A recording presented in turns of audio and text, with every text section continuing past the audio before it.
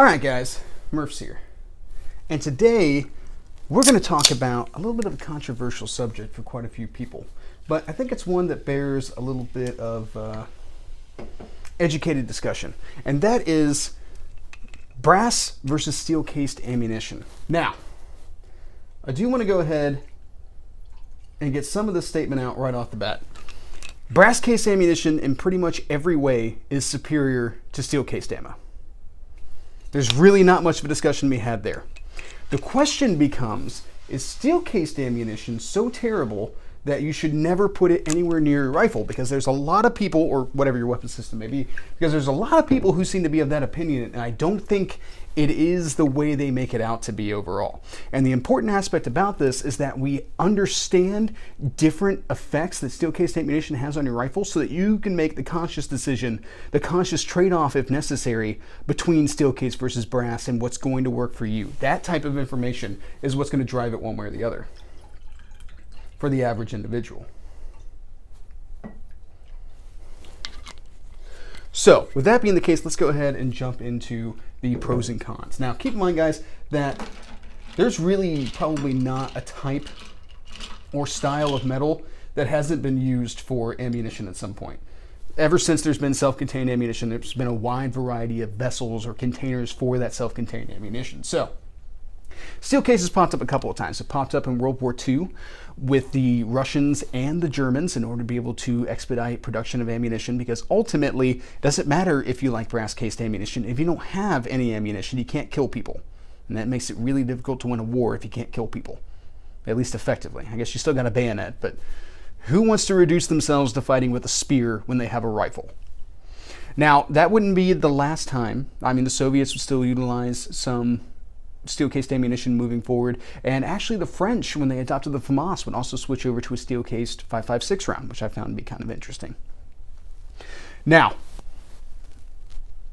what are some of the issues that get identified with steel-cased ammunition? Let's just jump into it now. Right off the bat, a lot of people will talk about malfunctions, that having a higher possibility of malfunctioning. There's a couple things that play into this. First off, let's talk about the difference in how brass-cased ammunition versus steel-cased ammunition acts with the application of heat.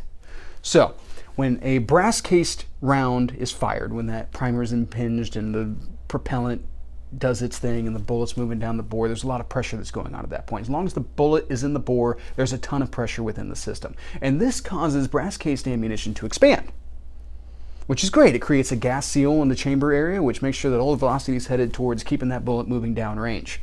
Now, once the bullet exits the bore, the pressure drops in the barrel, which then causes the brass-cased ammunition to contract, which then makes it easier for it to be extracted and ejected and then be able to get the next round into the chamber. That's how brass-cased ammunition works. However, steel-cased ammunition is not working the same way. Steel, when it heats up, expands. But you need a drastic temperature change in order for it to contract again. So at that point, you just have this ballooned up steel casing in your chamber. So what does that mean overall? Well, when it's time for extraction, you potentially have more friction involved in being able to get that cartridge casing out of the chamber. Now, a couple of things impact this.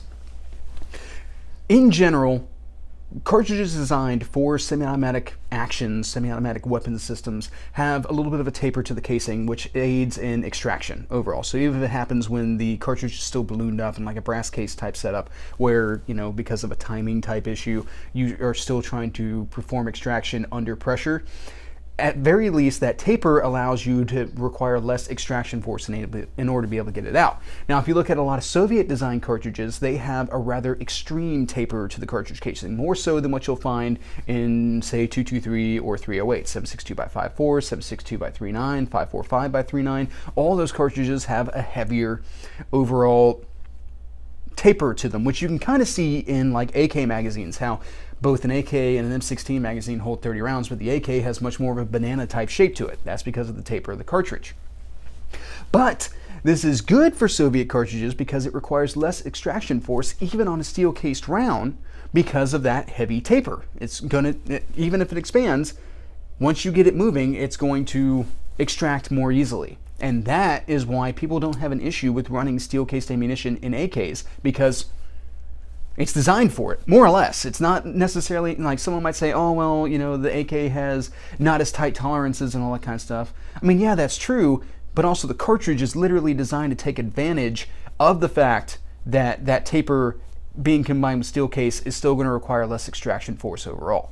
Now, what happens if extraction force becomes too great, if there's too much friction to overpower, which we're frequently going to encounter in the 223 and 308 cartridges, if I'm being completely honest?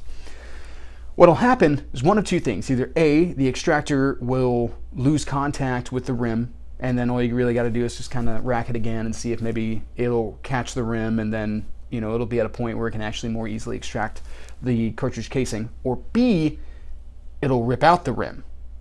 And rip out the rim is definitely the worst case scenario right now, because there's not a place for that extractor to catch onto now. It's ripped out the section that it was going to come in contact with. So that cartridge is stuck until you can get a cleaning rod down the bore and punch that cartridge out.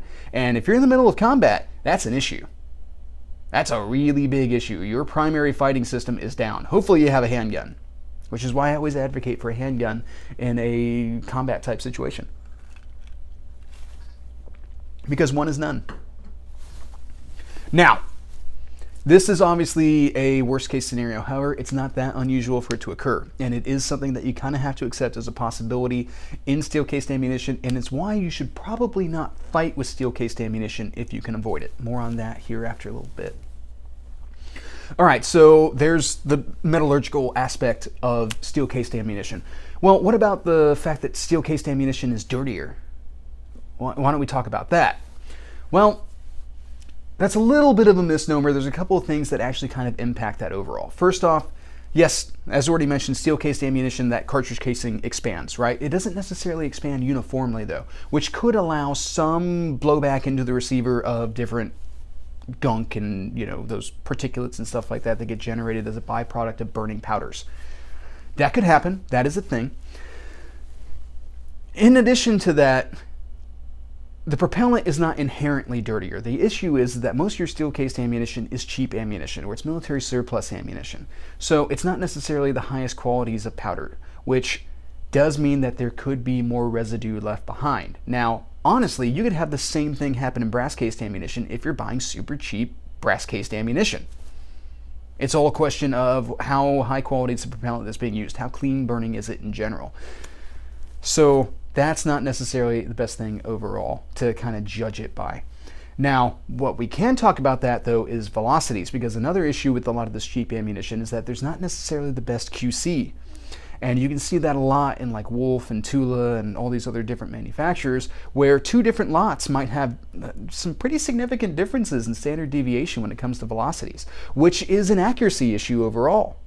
I have seen groups get really wide, like 5 inches at 100 yards out of rifles that I know can group much tighter than that. And then I've got a Wolf hollow point load lying around right now. I have like several boxes out of the same lot that has grouped surprisingly well.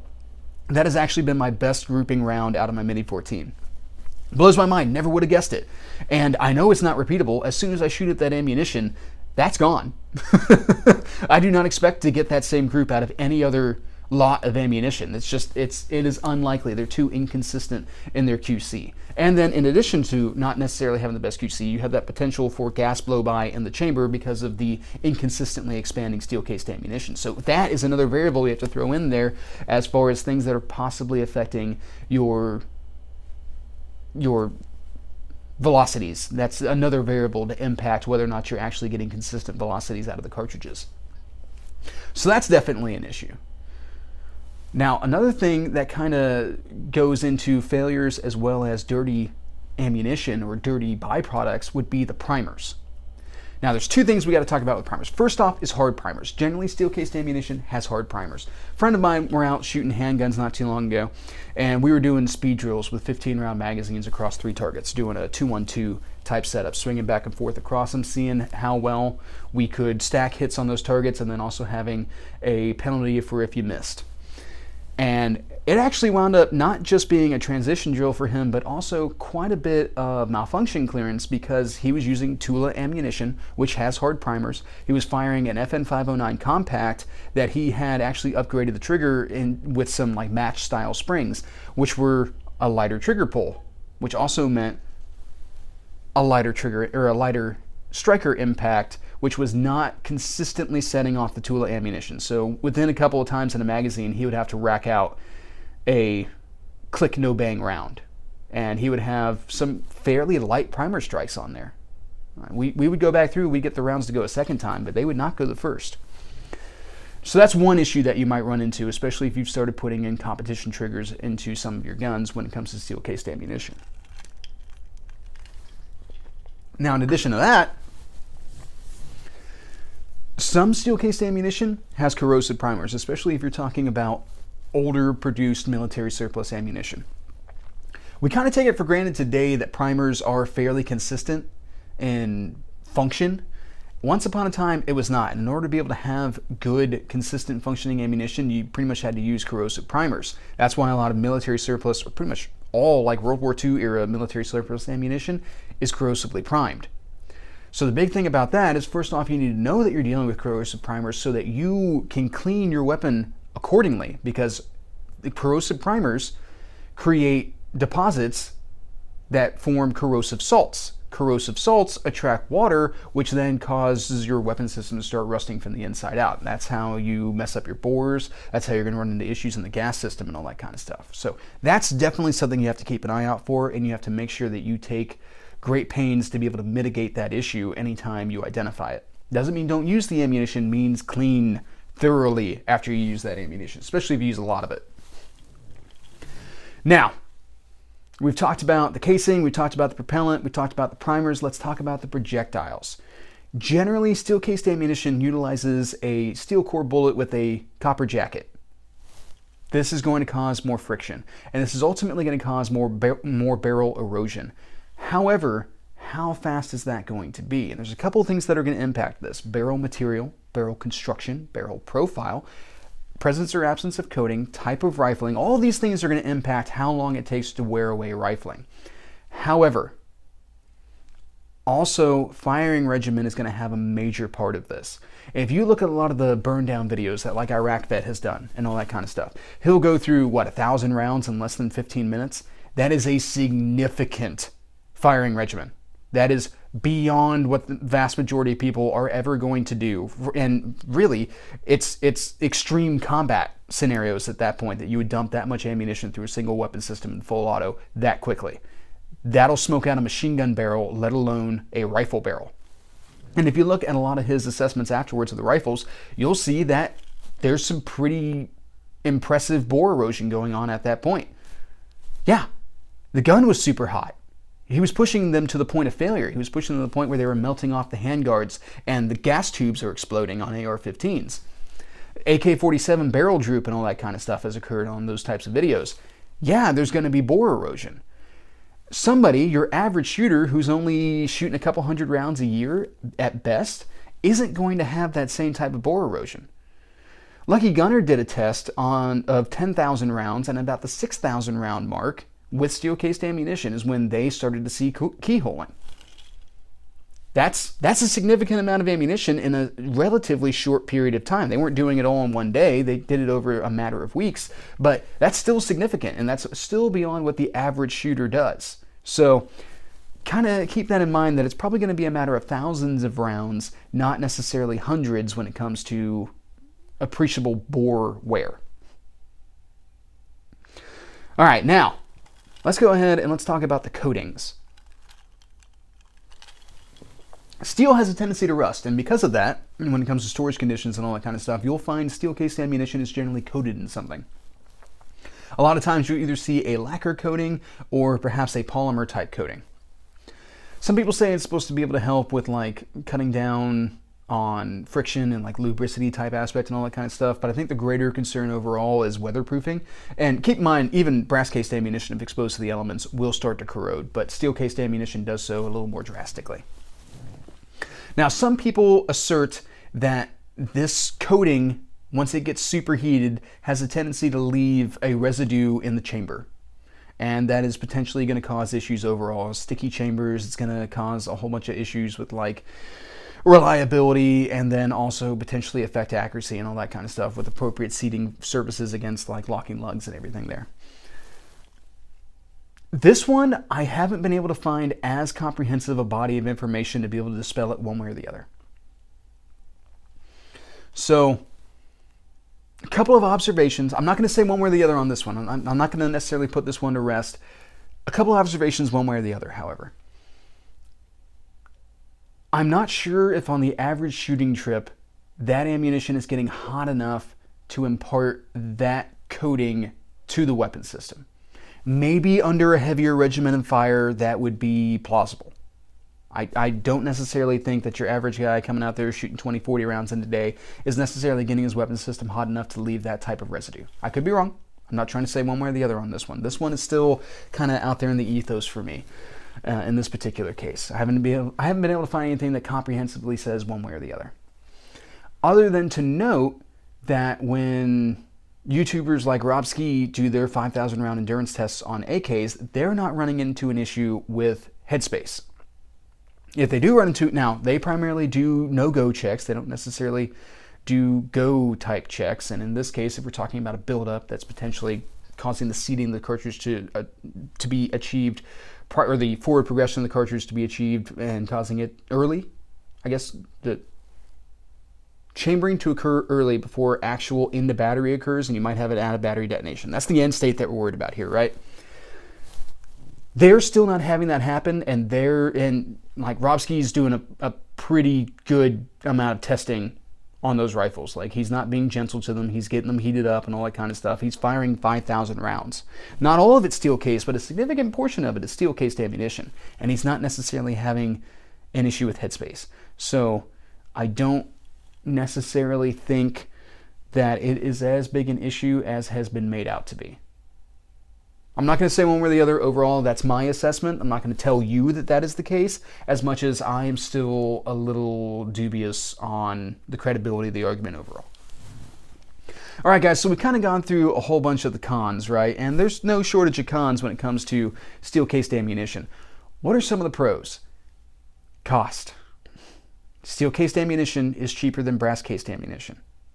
And if you're talking about trying to stock up, or you're trying to make sure that you can make it out to the range in order to be able to do some training, steel-cased ammunition is where it's at. Especially if you're talking about going to high round count like courses. You know, someone's like, oh, you need 1,000 rounds to be able to attend my course. 1,000 rounds of steel is going to be significantly cheaper than 1,000 rounds of brass. There's a practicality that's associated with that. If it's rounds down range, if it's training that's occurring, and steel cased is going to be the make or break as to whether or not you get that training, it's probably a pretty good idea to go ahead and get the steel cased ammunition. That's the conscious trade-off that you got to figure out whenever we're talking about these things. Sure, the greater extraction forces and all that kind of stuff might wear out an extractor sooner. A lot of the research that's been done on that has shown that steel cased ammunition doesn't necessarily cause significant premature wear on a lot of those portions. And even if it does, those are fairly inexpensive pieces and parts to swap out. You're talking probably under $20 for any single part. So that's not a big issue overall. It's not necessarily worthy of being something that makes you not want to get that ammunition at that point, as much as actually going out there and getting the trigger time and training and learning from somebody, which steel-cased ammunition, the cost associated at least might be what's standing between you and not being able to do that ultimately. Now, where do I stand on this debate? And you might be able to pick up a couple of my opinions since we've been talking through this overall, but where do I stand on this overall? Well, I grew up shooting steel-cased ammunition, a lot of it, because Dad would buy it up, you know, whenever he saw it on sale and all that kind of stuff, buy it by the case. So I shot significant amounts of steel-cased ammunition growing up. I carried that over into adulthood when I started buying my own ammo and my own guns. And that I continued with that up until the first time that I had an extractor lip, or excuse me, a case lip get ripped out by an extractor. At which point, I had my own little brush with a certain aspect of practicality, which was if I couldn't trust this ammunition to fight with, why would I keep it around? And that's a very important practical thing to think about. Ultimately, everything you own in regards to firearms is potentially a fighting weapon system, ammunition, optic, rifle, whatever it is that you have. You potentially might have to fight with that. Because when times get hard, when things get stressed and all that kind of stuff, and you start thinking about what weapon systems you have, you don't just pick out the things that are meant for fighting and leave out all the other stuff. No. You have this many guns, and this many guns could or could not be used for you in a fight. And it's probably going to err on the side of could. Even a 22, if you have nothing else, is acceptable in a fight because you have nothing else. Get something better if you can, but if that's what you have when whatever hits the fan, then that's what you got, and that's what your mind's going to start evaluating whenever you hit that point. It's the same with ammunition. Whatever ammunition you have on hand is what you have on hand to fight with. So with that regard, I started cycling out all steel-cased ammunition, and I would only buy brass-cased. Now, a couple years would go by, and as I started to want to get into more of kind of the fringe calibers, like 300 Blackout or 6.5 Grendel and all that kind of stuff, I started watching them more closely to see if there were steel case offerings for two reasons. One, that would tell me that nationwide, the cost of the ammunition had come down to the point where manufacturers, and the popularity had gotten to a point where manufacturers are now producing it in steel, which would mean that it would actually be a sustainable ammunition to me, because point two, if I ever ran into a situation where I couldn't get a hold of brass case ammunition for the right price or whatever it may be, I would still have steel case to be able to default to in order to be able to have something on hand to put down the bore of the rifle, training, competition, whatever it may be. I would still have some type of ammunition. So there's that practicality aspect of it. That was the conscious trade-off I made. Hey, this is a hallmark that the ammunition has reached a certain point of popularity and dropped to a certain point in cost, and it's sustainable for me long-term because I'll be able to pick out an inexpensive training type ammunition that I'll be able to keep on hand should I need it. That's how I evaluated that overall. Then 2020 happened. And now my opinion on steel-cased ammunition has changed drastically, because though I had a large sum of ammunition on hand, I continued shooting and training throughout the ammo shortage of 2020 into 2021. So my ammunition bills have been very high, especially with having started this channel and trying to make sure that I'm generating shooting content for the channel. My ammunition bills have gone up quite a bit. In addition to that, sometimes all you could find was steel-cased ammunition. And this brought home a very real fact that, you may not want to fight with steel-cased ammunition, but if that's all you can find, you might have to fight with steel-cased ammunition. And if you don't know if your rifles will run steel-cased ammo or if your pistols will run steel-cased ammo, that's a problem, because you don't want to find that out at the show. I can confidently say everything I have right now will effectively cycle steel-cased ammunition. Do I still expect that there's going to be malfunctions? Yes. Would steel-cased ammunition be my default fighting ammunition? No. But if keeping enough steel-cased ammunition on hand means that I have something to be able to train with while reserving my brass-cased ammunition for situations that require the reliability and consistency of brass-cased ammo, there's a certain thrifty aspect that's associated with that. So, moving forward, at this point, I'll buy steel-cased ammunition and I'll run steel-cased ammunition. I'm probably not going to run it in so significant an amount or so fast a firing cycle that I'm going to wear out my stuff prematurely, but I'm going to keep an eye on it, and at some point, perhaps the old adage that you'll save so much money on steel-cased ammunition that when it comes time to replace those parts, you will have saved the money needed to be able to replace those parts. Maybe that's what's going to work out for me at the end of the day. Ultimately, the whole point of this video was to point out the trade-offs so that you can make the best educated decision that you can to be able to identify what's going to work in your system, what's going to work out with your mind. If it's worthwhile for you to make sure that you only stock brass-cased ammunition, stock up when it's good. Stock up when the prices are right, so that if there's a shortage and all the brass-cased ammo is gone, you still have it, and you still have a significant amount in order to be able to train and be able to fight with. And really, I would say the same thing with steel-cased ammunition. Honestly, guys, keep ammunition on hand. There were a surprising number of people in 2020 who suddenly realized that all they had was like 100 rounds of 9mm. And that was what apparently they were going to have on hand to be able to defend themselves with. And that's not enough ammo. So, all right, guys, I think that pretty much covers my thoughts on this particular subject. I hope you guys found this video interesting and insightful. And that's pretty much what I have for you guys. So, have a good day.